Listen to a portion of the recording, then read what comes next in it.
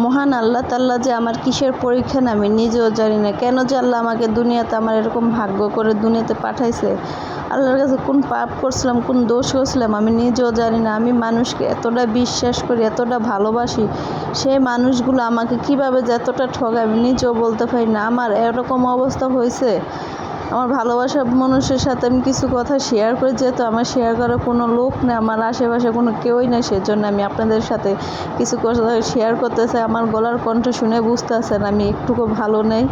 আমি কান্না করতে করতে আমার এরকম অবস্থা হয়েছে আমি নিজেও বলতে পারি না। আমি কালকে দুপুরে খাওয়া দাওয়া করছি, আজকে এখনও আমার কোনো খাওয়া দাওয়া, আজকে সারাদিন কালকে সারাদিন কোনো খাওয়া দাওয়া নেই, সেই জন্য কালকে আমি আপনাদের কাছে কোনো ভিডিও দিতে পারি না। কীভাবে দিব বলেন? যদি মন ভালো না থাকে, সংসারে যদি ঠিক না থাকে, তাহলে কিভাবে ভিডিও দিব বলেন? এটা আমার প্রফেশনাল কাজ, এটা আমার করাই লাগে। তারপরও আমি যেহেতু নতুন, সেজন্য আমার দুঃখ কষ্ট হোক, তারপরেও আমি প্রেজেন্ট থাকতে হবে, যেহেতু নাহলে আমি যে পথে চলতে চাইতেছি সে পথে চলা হবে না। আমি কথা বলতে পারতেছি না, কথা বলতে গেলে আমার অনেক সমস্যা, আমার কথা বলতে কোনো ইচ্ছাই করে না। কেন মানুষ আল্লাহ এরকম দুনিয়াতে মানুষগুলোরে পাঠাইছে, এরকম ঠক সিটার বাটফার, যে মানুষকে এতটা বিশ্বাস করে জায়গা দিয়েছে, সেই মানুষ যদি সেই বিশ্বাসঘাতকতা করে, তাহলে বলেন তো কোন মানুষের বেঁচে থাকতে ইচ্ছা করবে?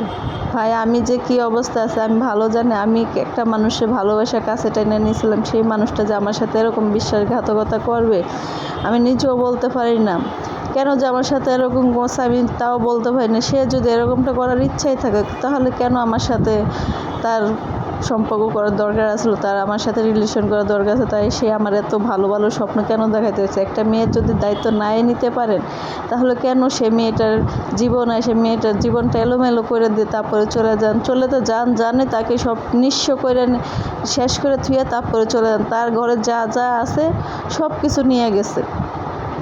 মনে করেন আমার ঘরে যা যা আছে সব নিয়ে গেছে। আমি কিছু গয়না আসলো, কিছু টাকা আসলো, আমার মানে একবার ফকির কইরা থুয়ে তারপরে চলে গেছে। সেই লোকটা কিভাবে যে এরকম কাজ করে আল্লাহ ভালো জানে। তারা কি মানুষের কাতারে পড়ে নাকি আর কোন কাতারে পড়ে আমি নিজেও জানি না। কেন যে আমার সাথে এরকমটা বারবার হয় আমি নিজেও জানি না। একমাত্র আল্লাহ ভালো জানে। আল্লাহ কিসের আমার পরীক্ষা নিতেছে, কেন আল্লাহ আমাকে এত কষ্টের মধ্যে দুনিয়াতে রাখছে।